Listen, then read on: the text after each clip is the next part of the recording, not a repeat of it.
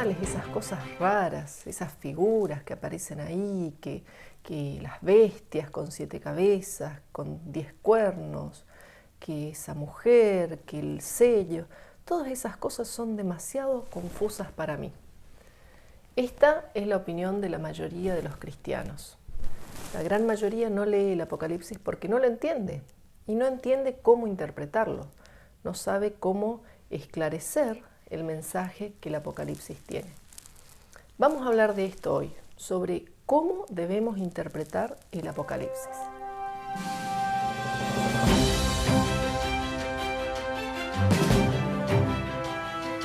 ¿Será que el Apocalipsis fue un libro escrito para el primer siglo de la Iglesia o para los primeros tiempos y que ya se cumplió todo lo que estaba predicho? ¿Será que Juan lo escribió guiado por el Señor, pero solamente para estas 7 iglesias a las cuales iba destinado el Apocalipsis, que estaban pasando determinadas situaciones y Dios quiso darle un mensaje y se concretó el mensaje, los quiso alentar, les quiso dar una palabra y ya está? ¿No hay nada más para nosotros en esta época? ¿O será que hay una forma de interpretar que pueda conciliar las dos posturas, entre los que dicen que es un libro meramente para su tiempo, con un carácter histórico, una interpretación histórica, y que ya está concluido, ya está cumplido, o aquellos que ven que es una palabra que representa una profecía para nuestros tiempos? Bueno, vamos a hablar sobre esto. En primer lugar, vamos a leer Apocalipsis 1:1, dice así: la revelación de Jesucristo, que Dios le dio, para manifestar a sus siervos las cosas que deben suceder pronto, y la declaró enviándola por medio de su ángel a su siervo Juan. Esta palabra en el griego, la declaró, es la palabra semeion, que significa señales. Se puede traducir como señales. ¿Qué es una señal? Una señal es como una imagen. Como bien dice, una imagen vale más que 1000 palabras. En una imagen se resume mucho más, mayor profundidad de mensajes que en una palabra. El Señor ya sabía esto, entonces Él utiliza señales que son como imágenes, como representaciones que nos muestran principios. Una señal es, por ejemplo, los milagros que Jesús realizaba eran señales, no solamente que daban el milagro, sino que representaban un mensaje. Por ejemplo, el vino en las bodas de Caná fue una señal, o sea, no solo quedó la transmutación del agua en vino, sino que representaba una señal y un mensaje para nuestros tiempos. Entonces, así, el Apocalipsis es un libro de señales, o sea, las revelaciones que se van dando, el mensaje está dado a través de señales. Por ejemplo, cuando Juan dice, vi una señal, una mujer vestida del sol, vi otra señal, un gran dragón escarlata. O sea, fue a través de señales que se fue manifestando y dando este mensaje del Apocalipsis. Ahora, esas señales, de donde debemos extraer los principios, pueden venir contenidas en 3 formas: en casos históricos, en profecía directamente o en arquetipos. ¿Qué significa esto? Por ejemplo, una primera lectura es la lectura histórica. Hubo una realidad histórica en ese momento de que existían estas 7 iglesias de Asia Menor, Éfeso, Esmirna, Tiatira, Sardis, o sea, eran iglesias reales. El Señor le manda a Juan llevar ese mensaje a esas 7 iglesias.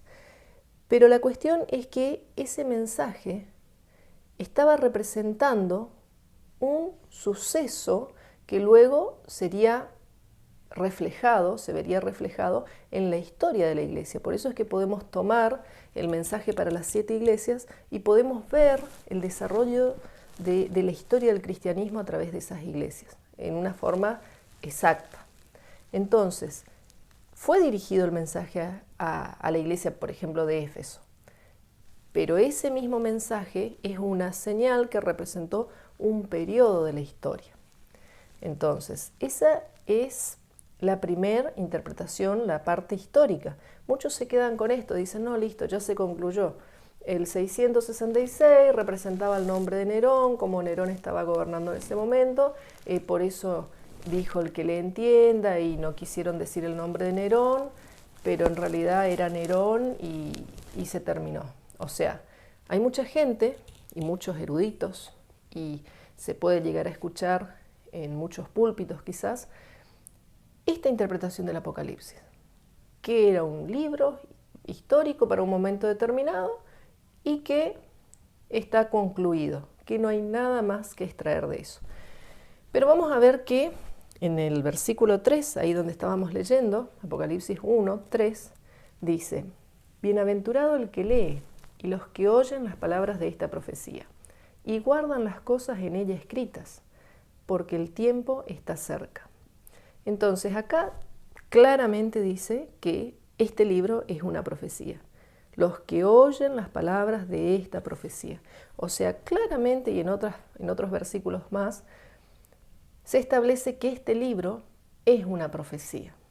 O sea, ese caso histórico también debe ser interpretado como una profecía porque es como una señal dada para enviar un mensaje profético a las iglesias.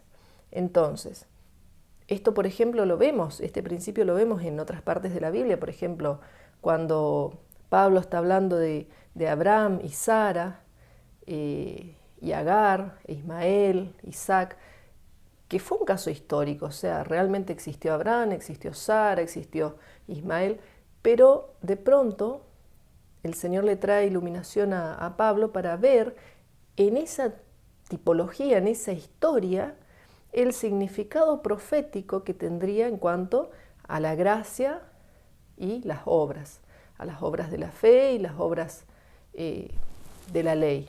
Entonces, ahí pudo extraer Pablo la enseñanza profética que tendría ese suceso histórico. Lo mismo pasa con Adán, que es un tipo de Cristo, con José, que es un tipo de Cristo. O sea, a través de la historia uno puede sacar una interpretación profética y una tipología de lo que va a acontecer más adelante.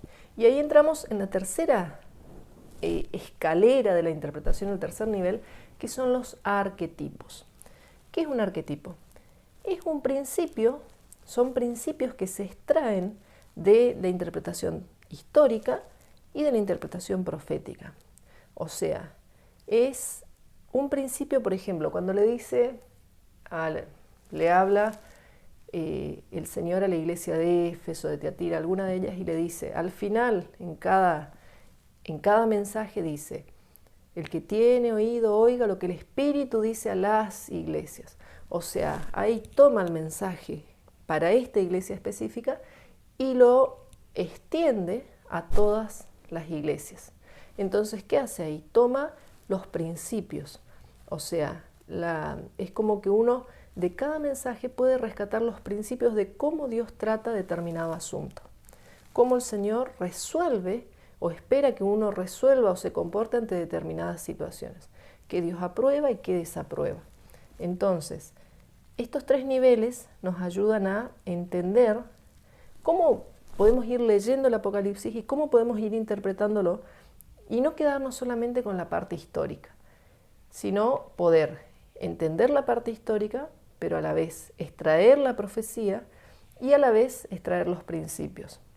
Cuando uno extrae los principios, uno no tiene forma de equivocarse, porque no importa si muchas veces uno quiere establecer un determinado evento, por ejemplo, decir, bueno, el anticristo es fulano de tal, como por ahí se escucha. Uy, el anticristo es el yerno de Trump, o el anticristo.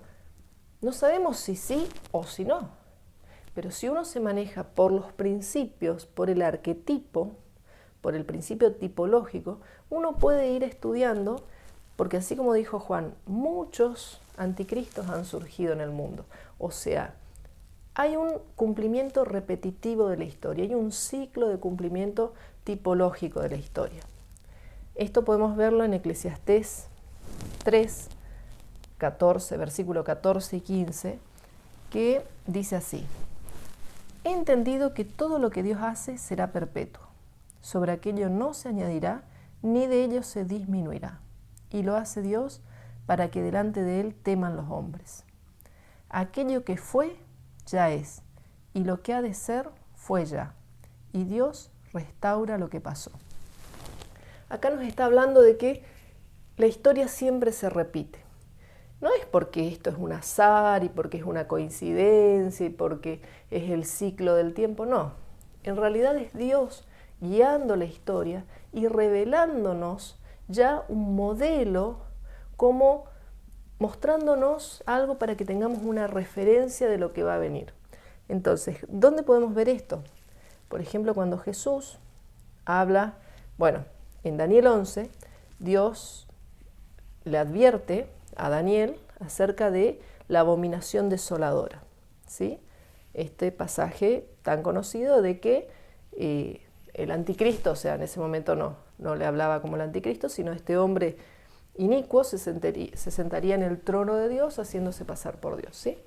Entonces, esto se cumple un tiempo después con Antíoco Epífanes, el cual invade Jerusalén, justamente sacrifica un cerdo en el altar del templo, se sienta en el trono. O sea, cumple perfectamente esta tipología y esta profecía que dio Daniel. Entonces uno podría decir, bueno, listo, ya está cumplida, ya se terminó la profecía, se cerró. Sin embargo, luego el Señor Jesús toma esa misma profecía de Daniel y la arroja hacia el final de los tiempos. Y habla, cuando veáis en el lugar santo la abominación desoladora, de la que habló el profeta Daniel. O sea, hizo de cuenta que no se cumplió.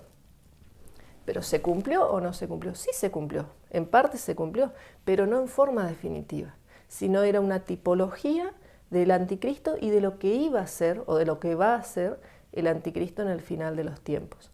Entonces surgieron muchos anticristos. Hitler, podemos decir, era un tipo de anticristo. O sea, y muchos otros fueron tipos de anticristo.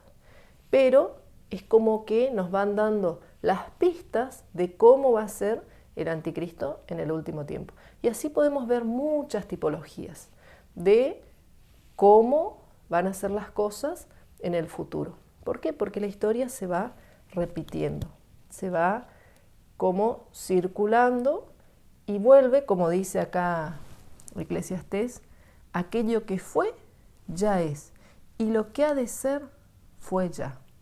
Entonces, si queremos saber cómo va a ser el futuro, basta mirar hacia el pasado y descubrir los principios que operaron, porque es la naturaleza de las cosas. Por ejemplo, si uno toma una semilla de maíz y la siembra hoy, va a salir una planta de maíz.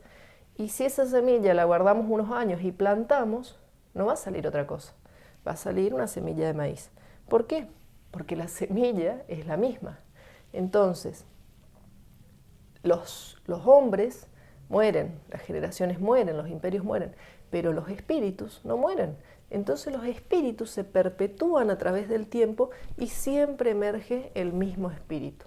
Por eso es que podemos ver el espíritu de Balaam, el espíritu de Jezabel, el espíritu del anticristo, el espíritu de la Odisea. O sea, va surgiendo el mismo espíritu a través de la historia. Así que, bueno, espero que con esto podamos haber aclarado un poquito de cómo se da la interpretación del Apocalipsis y cómo es necesario tener en cuenta estos tres niveles. Es un libro que relata sucesos históricos, pero también es un libro de profecías y es un libro para tomar los principios y usarlos para nuestra vida diaria. Si uno se maneja con los principios, no hay forma de equivocarse. ¿Por qué? Porque, por ejemplo, los cristianos del primer siglo pensaban que el Señor ya volvía y que todo esto ya estaba por acontecer y vivieron como si así lo fuera. Y bueno, no fue.